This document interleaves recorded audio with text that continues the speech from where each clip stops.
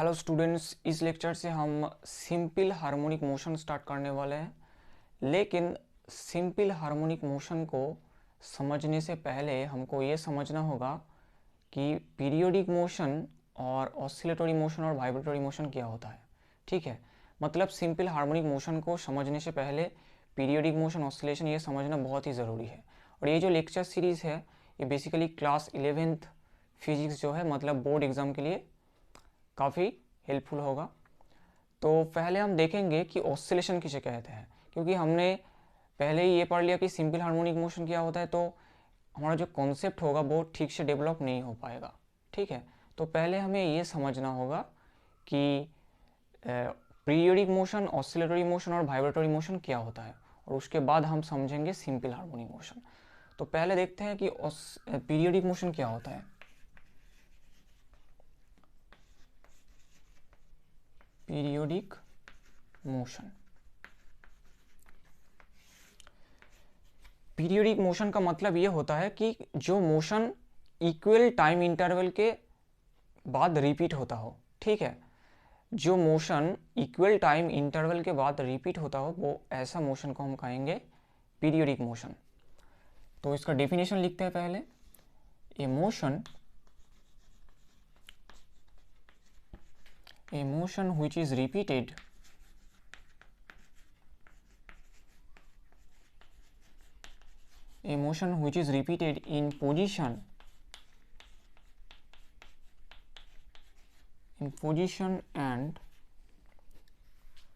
in position and phase after equal interval of time,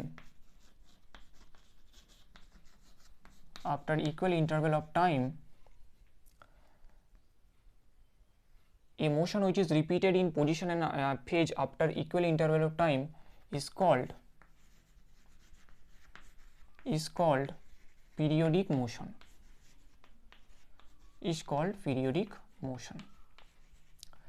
मतलब एक motion जो एक टाइम इंटरवल के बाद रिपीट होता होगा। ठीक है, ऐसा मोशन क्या हो सकता है, मान लीजिए हमारे पास हमारा जो सोलर सिस्टम होता है उसमें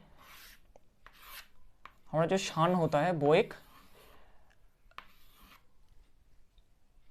इलिप्स के फोकस में रहता है, और हमारा जो अर्थ है वो इस इलिप्स में क्या करता है, इस सन के अबाउट ये चक्कर काट सकता है। मतलब ये जो मोशन है यहाँ पर, ये जो है सन और ये जो है अर्थ, मतलब ये जो मोशन है वो पीरियोडिक मोशन है, क्योंकि अर्थ जो है वो ऐसे ही रोटेट करता रहेगा 1 ईयर के बाद, मतलब 365 डेज में 1 कंप्लीट रोटेशन जो है वो कंप्लीट कर लेगा। ठीक है, तो एग्जाम्पल क्या क्या होगा, पहला तो एग्जाम्पल ये हो सकता है motion of earth around sun, और ये भी आप लिख सकते हो motion of moon around earth, ये भी आप लिख सकते हो। ओके, और क्या क्या हो सकते हैं, मोशन ऑफ क्लॉक की जो मोशन होती है वो भी एक मोशन ऑफ क्लॉक, मतलब क्लॉक में जो सेकेंड, मिनट और आवर की जो सुई रहती है वो लोग क्या करते हैं, एक रोटेशनल पाथवे क्या करते हैं, ऐसे रोटेट करते हैं, तो उनका भी मोशन क्या होगा, पीरियोडिक मोशन होगा। ठीक है, motion of clock. Similarly motion of spring mass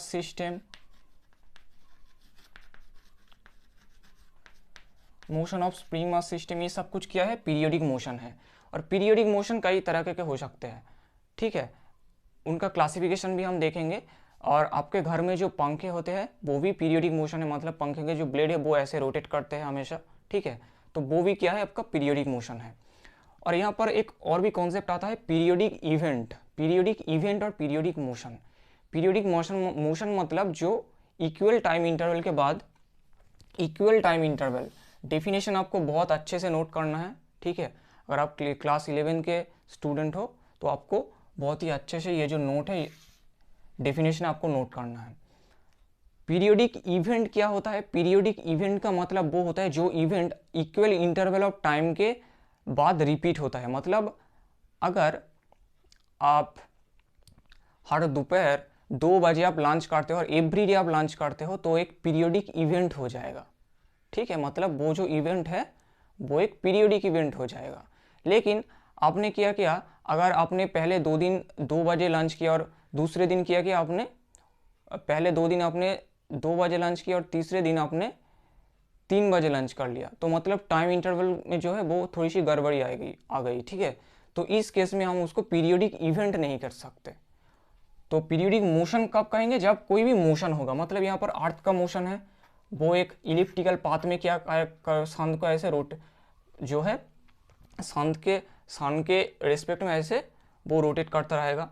similarly पंखे का जो मोशन होता है, हमारे पास घर में जो पंखे रहते हैं उनका भी जो मोशन होता है वो क्या होगा, ऐसे पीरियोडिक मोशन होगा, ठीक है। सिमिलरली स्प्रिंग मास सिस्टम, और ये स्प्रिंग है, तो अगर आपने इसको खींच के ऐसे छोड़ दिया तो ये ऊपर नीचे जाएगा, मतलब ये जो मोशन होगा वो कुछ टाइम इंटरवल के बाद ऐसे ऊपर जाएगा, फिर नीचे आएगा, फिर ऊपर जाएगा, ऐसे क्या होगा, ये जो मोशन होगा वो भी पीरियोडिक मोशन होगा।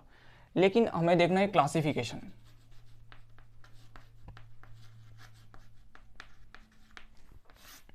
मतलब पीरियोडिक मोशन को हम कितने कितने प्रकार होते हैं इस मोशन का वो हम देखेंगे। पहला जो होता है linear periodic motion, linear periodic motion.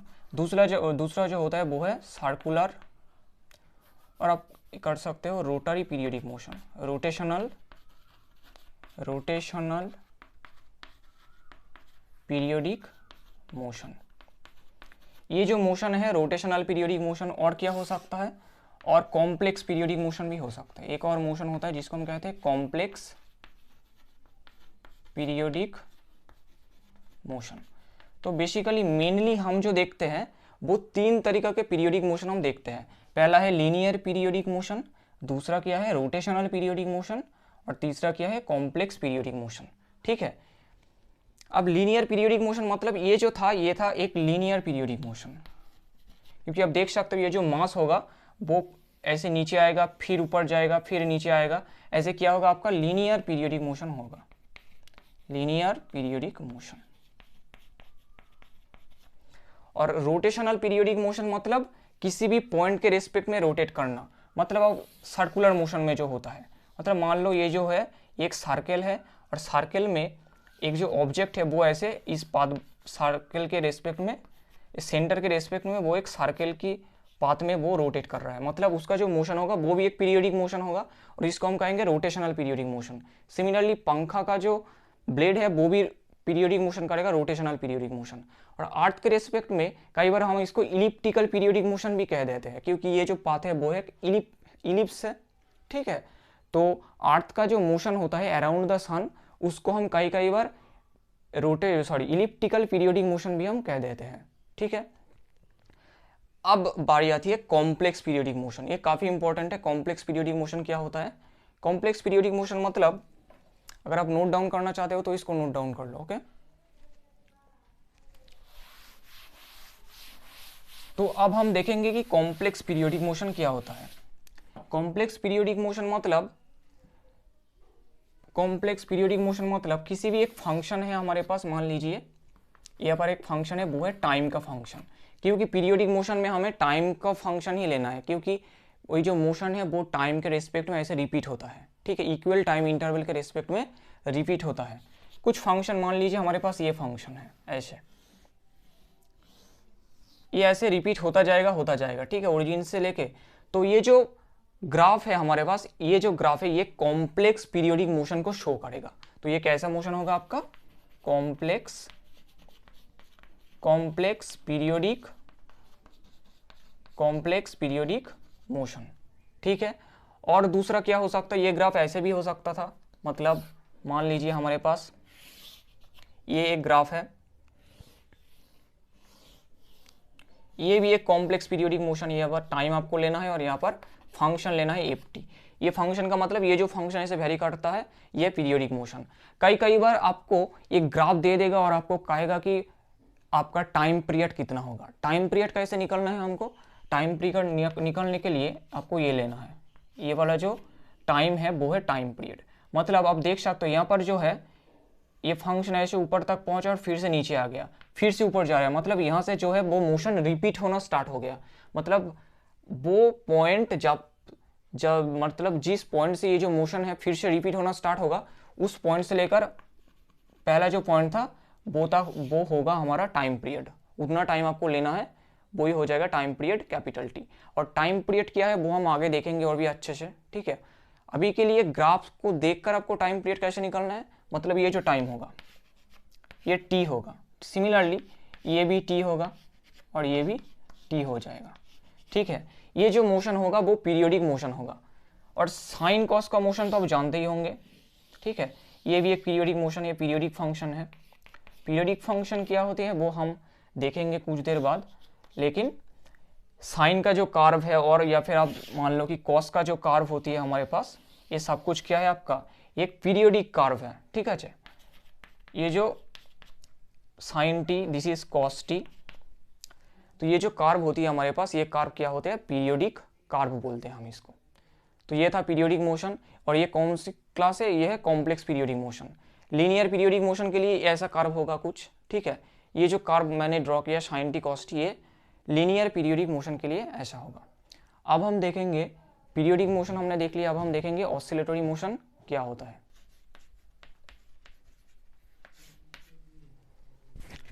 अब हम देखेंगे कि ऑसिलेशन हम किसे कहते हैं।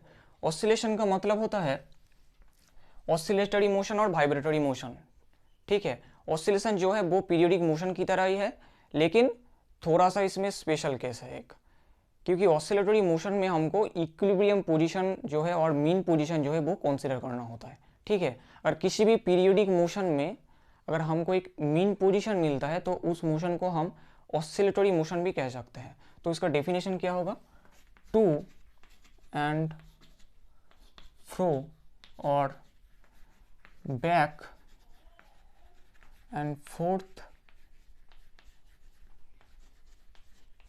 Motion of an object,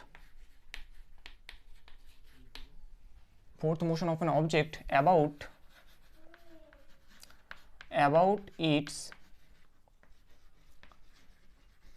its mean position is called oscillatory motion or vibratory motion, oscillatory or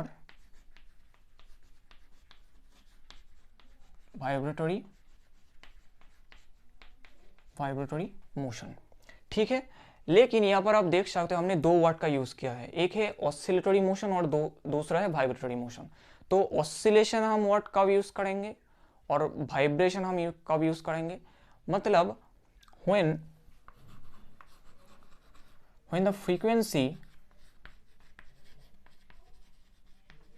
the frequency is small, frequency क्या होगा आपका जब स्मॉल होगा, देन वी कॉल इट, हम इसको क्या कहते हैं ऑसिलेशन कहते हैं, वी कॉल इट ऑसिलेशन। और इसका उल्टा होगा, मतलब फ्रीक्वेंसी जब बहुत ज़्यादा होगा, when the frequency is large, frequency आपका बहुत ही बड़ा हो गया, देन हम उसको कहेंगे वाइब्रेशन। तो ऑसिलेशन और वाइब्रेशन ये दोनों जो वर्ड है वो आपको बहुत ही अच्छे से यूज करना है, मतलब बहुत ही, मतलब फ्रीक्वेंसी जब स्मॉल होगा वो ऑसिलेशन होगा और फ्रीक्वेंसी लार्ज होगा तो वो वाइब्रेशन होगा, ठीक है। और इसका हम एग्जांपल देख लेते हैं ऑसिलेशन का। Motion of simple pendulum, motion of simple pendulum, simple pendulum का जो मोशन होता है, motion of spring mass system, motion of spring mass system, spring mass system, ये सब कुछ आपका क्या है, ये सभी आपका ऑसिलेटरी मोशन होगा। लेकिन अगर फ्रीक्वेंसी बहुत ज़्यादा हो जाएगा तो उसको हम वाइब्रेटरी मोशन कहेंगे, ठीक है। मतलब आप ऐसे भी समझ सकते हो कि घर में जो बाइक होती है, आपने उसको स्टार्ट दिया तो बाइक में जो वाइब्रेशन आती है, मतलब बाइक में जो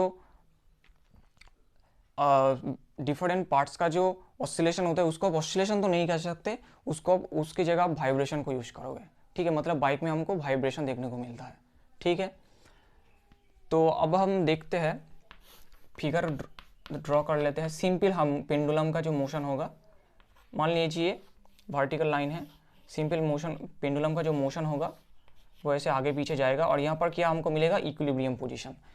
ऑसिलेटरी मोशन और पीरियोडिक मोशन में यही मेन डिफरेंस है कि पीरियोडिक मोशन में हमको मीन पोजीशन मिलता है या नहीं मिलता है, हमें उससे कोई भी मतलब नहीं है, लेकिन ऑसिलेशन में हमको मीन पोजीशन और एक इक्विलिब्रियम पोजीशन चाहिए।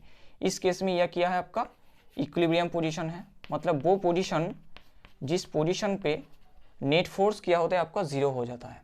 ठीक है, यह होता है इक्विलिब्रियम पोजीशन। सिमिलरली अगर आप स्प्रिंग मास सिस्टम के लिए देखोगे, ये जो स्प्रिंग है इसके साथ एक मास कनेक्टेड है, मान लीजिए ये था इक्विलिब्रियम पोजीशन और आपने अपने हाथों से इसको खींच दिया थोड़ा सा नीचे की तरफ, तो ऐसे नीचे भी जाएगा और इसे ऊपर भी आएगा, मतलब ऐसे ऊपर नीचे periodic motion, sorry oscillatory motion जो है वो ऑसिलेटरी मोशन जो है वो ऑब्टेन करेगा। ठीक है, और ये जो पोजीशन है आपका, इसको हम कहेंगे इक्विलिब्रियम। ये जो पोजीशन है उसको हम कहेंगे इक्विलिब्रियम पोजीशन। ठीक है, और यहाँ पर आपको बहुत ही एक इम्पॉर्टेंट नोट आपको याद रखना है, एग्जाम के लिए काफ़ी इम्पॉर्टेंट है।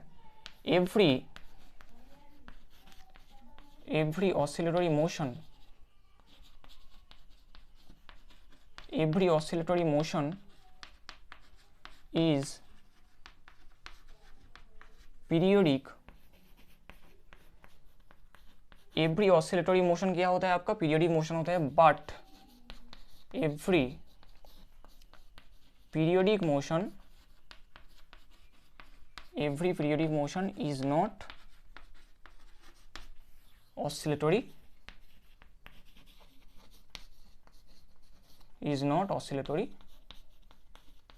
मोशन। ये बहुत ही इंपॉर्टेंट नोट है एग्जाम के पॉइंट ऑफ व्यू से, काफ़ी इंपॉर्टेंट है और इसको आपको याद रखना है। ठीक है, मतलब सभी जो ऑसिलेटरी मोशन है वो पीरियोडिक मोशन है, लेकिन पीरियोडिक मोशन, सभी जो पीरियोडिक मोशन है उसको हम ऑसिलेटरी मोशन नहीं कह सकते, क्योंकि ऑसिलेटरी मोशन होने के लिए मीन पोजीशन और इक्विलिब्रियम पोजीशन का होना बहुत ही ज़रूरी है। लेकिन पीरियोडिक मोशन में अगर मोशन सर्कुलर पाथ में भी होगा तो आप इक्विलिब्रियम पोजीशन को कहाँ से फाइंड करोगे। ठीक है, मतलब ऐसा ही कॉन्सेप्ट है, क्योंकि लेकिन इस केस में आप देखो कि इक्विलिब्रियम पोजीशन ये था और उस पोजीशन से हमने मास को नीचे की तरफ खींच दिया था, तो ये था हमारा इक्विलिब्रियम पोजीशन। ये जो वाला जो लाइन है वो था हमारा equilibrium position. Similarly simple pendulum के केस में ये जो पोजीशन था वो हमारा था इक्विलिब्रियम पोजीशन। अब हम समझेंगे कि पीरियोडिक फंक्शन क्या होता है। पीरियोडिक मोशन और ऑसिलेशन को हमने समझा, अब हम देखेंगे कि पीरियोडिक फंक्शन। ठीक है, पीरियोडिक फंक्शन हम किसे कहते हैं, तो अब हम देखेंगे पीरियोडिक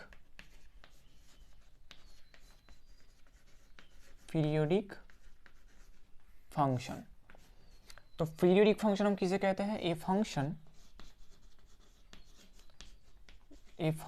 एफ ऑफ टी, यहाँ पर टी क्या है, टी है आपका टाइम। ठीक है, तो ये function F T is called periodic when, कब हम इसको पीरियोडिक कहेंगे, जब F of capital T plus small T क्या हो जाएगा, एफ ऑफ स्मॉल टी के इक्वल होगा। कुछ देर के लिए मान लेते हैं स्मॉल टी क्या है आपका, साइन ऑफ टी। ठीक है, तो आप अगर 2 पाई प्लस स्मॉल टी लेते हो तो आपको ये क्या आएगा, साइन ऑफ टी प्लस 2 पाई, जो कि होता है ट्रिग्नोमेट्री से आप जानते हो, ये होगा साइन ऑफ टी प्लस 2 पाई। क्या होगा, टी की जगह आप थीटा भी लिख सकते हो, साइन ऑफ थीटा प्लस 2 पाई, और टी प्लस 2 पाई हो जाएगा साइन ऑफ टी। ठीक है, इसका मतलब ये जो कैपिटल टी है ये क्या है हमारा, कैपिटल टी जो है ये है हमारा टाइम, इसको हम कहते हैं टाइम पीरियड। ठीक है, ये जो कैपिटल टी है वो है हमारा टाइम पीरियड। अगर आप कर्व को ड्रॉ करते हो और पीरियोडिक जो फंक्शन है वो क्या हो सकता है, मतलब sine theta, cos theta, tan theta, ये सब कुछ क्या है आपका पीरियोडिक फंक्शन है, ये सब कुछ है आपका पीरियोडिक, ये सब कुछ है आपका पीरियोडिक फंक्शन। तो साइन थीटा का कर्व कैसा होगा, साइन थीटा का कर्व कैसा होगा? तो यहाँ पर जो है साइन थीटा का जो कर्व आएगा वो कुछ ऐसा आएगा, ठीक है, वो ऐसे रिपीट होता जाएगा।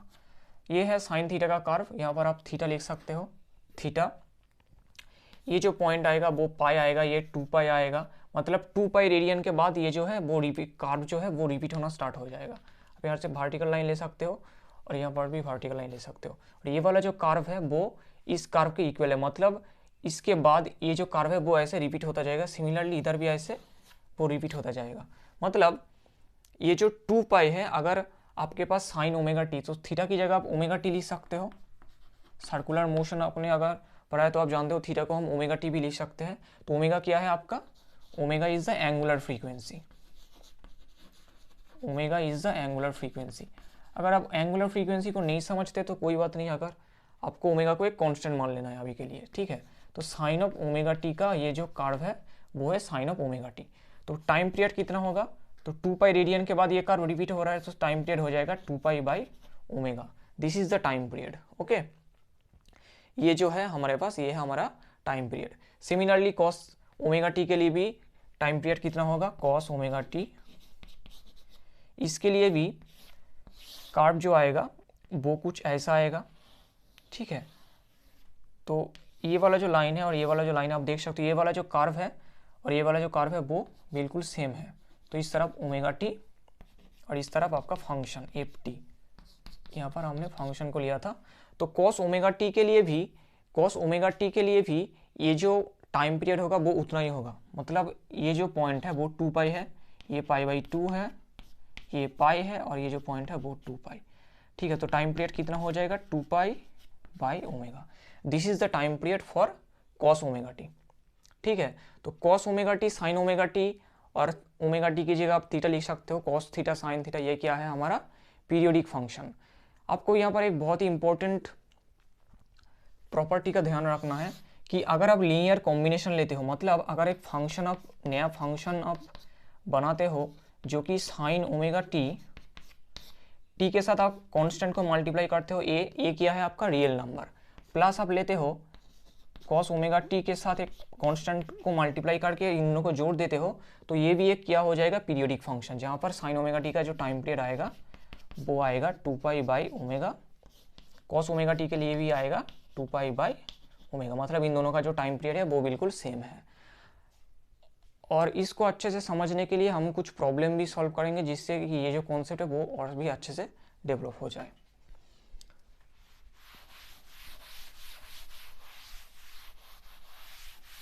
तो साइन थीटा और कॉस थीटा क्या है? हमारा पीरियोडिक फंक्शन, जिसका टाइम पीरियड कितना होगा? 2 पाई बाई ओमेगा। मान लीजिए हमारे पास एक ऐसा प्रॉब्लम है, sine omega T plus cos omega t, ये वाला प्रॉब्लम हमको यह निकालना है, ये जो फंक्शन है क्या ये पीरियोडिक फंक्शन होगा? तो साइन एफ टी पहले आपको जनरल फॉर्म में लिखना है, sine omega T plus cos omega T. हमने थोड़ी देर पहले ही बताया कि ये जो फंक्शन है ये पीरियोडिक फंक्शन होगा। क्यों पीरियोडिक फंक्शन होगा? क्योंकि साइन ओमेगा टी और कॉस ओमेगा टी का लीनियर कॉम्बिनेशन आपने लिया है। लीनियर कॉम्बिनेशन मतलब साइन ओमेगा टी के साथ अगर कुछ कांस्टेंट को मल्टीप्लाई करते हो, सिमिलरली कॉस ओमेगा टी के साथ कुछ कांस्टेंट को मल्टीप्लाई करते हो, मान लीजिए बी आपने मल्टीप्लाई किया और इन दोनों को ऐड कर दिया, तो आपको एक नया फंक्शन मिल गया जो कि है एफ टी। ये फंक्शन क्या है आपका? ये फंक्शन है एक linear combination of cos omega T और साइन ओमेगा टी। इसको हम कहते हैं लीनियर कॉम्बिनेशन लेना, मतलब कॉस ओमेगा टी और साइन ओमेगा टी का लीनियर कॉम्बिनेशन लेना। तो ये वाला जो फंक्शन होगा वो भी एक पीरियोडिक फंक्शन होगा। तो टाइम पीरियड कितना होगा? T is equal to 2 pi by omega, इसका भी t is equal to 2 pi by omega. तो पूरा फंक्शन का जो एफ टी का जो टाइम पीरियड आएगा वो आ जाएगा 2 पाई बाई ओमेगा, ठीक है। इस केस में हमारे पास क्या था? ए था 1 और बी का जो वैल्यू था वो 1 था, मतलब ये वाला जो प्रॉब्लम हमको दिया गया था, ओके। तो ये जो फंक्शन है वो एक पीरियोडिक फंक्शन होगा। दूसरा प्रॉब्लम देखते हैं, e to the power minus omega t. ये वाला फंक्शन के समझने के लिए आपको पहले ग्राफ ड्रॉ करना होगा। E to the power minus omega t, यहाँ पर आपको एफ टी लेना है। एफ टी क्या है इस केस में? जो फंक्शन आपको दिया गया है वही है आपका एफ टी। तो e to the power minus t का जो कर्व होता है, t is equal to 0 put करते हो तो e⁻0 मतलब 1, मतलब ये ऐसे डिक्रीज करता जाएगा ये जो वैल्यू है टाइम के साथ, ठीक है। लेकिन यहाँ पर तो पीरियोडिसिटी का कोई भी मतलब नहीं है, मतलब ये जो कर्व है वो नीचे की तरफ जा रहा है, क्या ये पीरियोडिक फंक्शन होगा? नहीं होगा, क्योंकि आप कर्व देखकर ये बता सकते हो कि ये जो फंक्शन होगा वो नॉट पीरियोडिक फंक्शन नहीं होगा, not a periodic function, not a periodic function. और एक एग्जांपल लेते हैं, log ऑफ ओमेगा टी, क्या ये एक पीरियोडिक फंक्शन होगा? जब भी ऐसा फंक्शन होगा आपको पहले ग्राफ देखना होगा, log ओमेगा टी का ग्राफ कैसा होगा टाइम के साथ। यहाँ पर एफ टी है, एफ टी का मतलब ये जो है यही है हमारा एफ टी, ओके। तो log ओमेगा टी का जो कर्व आएगा वो कुछ ऐसा आएगा, मतलब t इज इक्वल टू जब जीरो पुट करोगे, आप जानते हो log जीरो की वैल्यू माइनस इन्फिनिटी तक जाती है, तो और t जब इन्फिनिटी हो जाएगा मतलब ये वाला जो वैल्यू है वो बहुत लार्ज हो जाएगा, तो log इन्फिनिटी तक चला जाएगा, मतलब ये माइनस इन्फिनिटी ऐसे इन्फिनिटी तक चला जाएगा, मतलब यहाँ पर भी कोई भी पीरियोडिक मोशन तो है नहीं यहाँ पर, ठीक है। तो इसको भी आप पीरियोडिक मोशन नहीं कह सकते, ठीक है। तो ये भी एक पीरियोडिक मोशन नहीं होगा, नॉट ए पीरियोडिक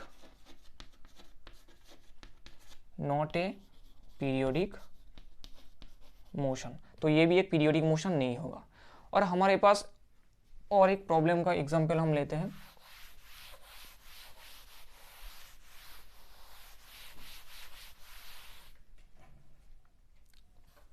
मान लीजिए हमारे पास एक ऐसा प्रॉब्लम है, sine omega T plus cos 2 omega T plus sign 4 omega T, क्या ये एक पीरियोडिक फंक्शन होगा? तो आंसर होगा यस, क्योंकि ये भी पीरियोडिक फंक्शन, ये भी पीरियोडिक फंक्शन, ये भी पीरियोडिक फंक्शन, और इन लोगों का एडिशन लोगे, मतलब इन तीनों टर्म का एडिशन लेते हो तो वो भी एक पीरियोडिक फंक्शन हो जाएगा, ठीक है। इस केस में साइन ओमेगा टी का टाइम पीरियड कितना होगा? 2 बाई ओमेगा, इसका कितना होगा?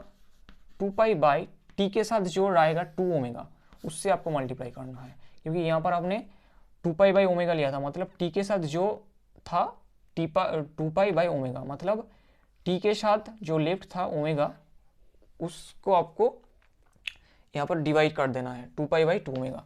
सिमिलरली यहाँ पर कितना होगा? 2 बाई 4 ओमेगा हो जाएगा, 4 ओमेगा, मतलब टी के साथ जो रहेगा, ये जो टी है उसके साथ है 4 ओमेगा, तो 4 ओमेगा से आपको भाग लगा देना है यहाँ पर 2 पाई को, ठीक है। ये हो जाएगा टाइम पीरियड टी इसके लिए, तो ये भी एक पीरियोडिक फंक्शन हो जाएगा, ये भी क्या है आपका पीरियोडिक फंक्शन। और जो कुछ फंक्शन होती है हमारे पास, जो कि जिसको हम कहते हैं कॉम्प्लेक्स पीरियोडिक फंक्शन। हमने जब पीरियोडिक फंक्शन इस लेक्चर में हमने बात किया था तो हमने देखा था कि पीरियोडिक फंक्शन क्या होता है, तो हमने वहाँ पर देखा था कि कॉम्प्लेक्स पीरियोडिक फंक्शन क्या होता है, मतलब ऐसा जो फंक्शन होती है ये भी एक पीरियोडिक फंक्शन है, ठीक है। इस तरफ टाइम को लेना है और इस तरफ फंक्शन की वैल्यू को लेना है आपको। ये वाला जो टाइम होगा वो ही होगा टाइम पीरियड, मतलब ये जो कर्व है आप देख सकते हो, यहाँ के बाद फिर से ये रिपीट होना स्टार्ट हो गया, फिर से रिपीट हुआ, फिर से रिपीट हुआ, मतलब ये वाला जो टाइम है ये भी टाइम पीरियड है। सिमिलरली अगर आप ऐसा कर्व को लेते हो,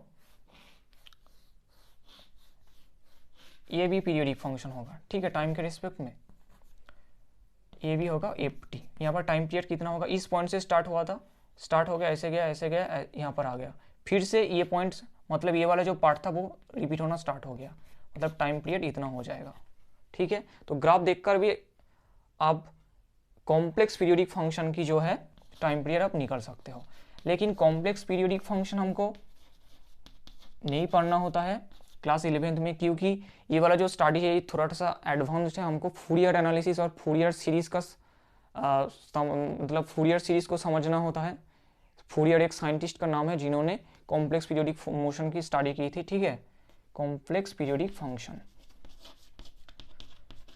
इसको आपको अंडर ग्रेजुएट में आप जब पढ़ने जाओगे तो आपको कॉम्प्लेक्स पीरियोडिक फंक्शन क्या होते हैं, उनकी प्रॉपर्टीज सब कुछ आपको पढ़ना होगा, ठीक है, वो अंडर ग्रेजुएट में पढ़ना है।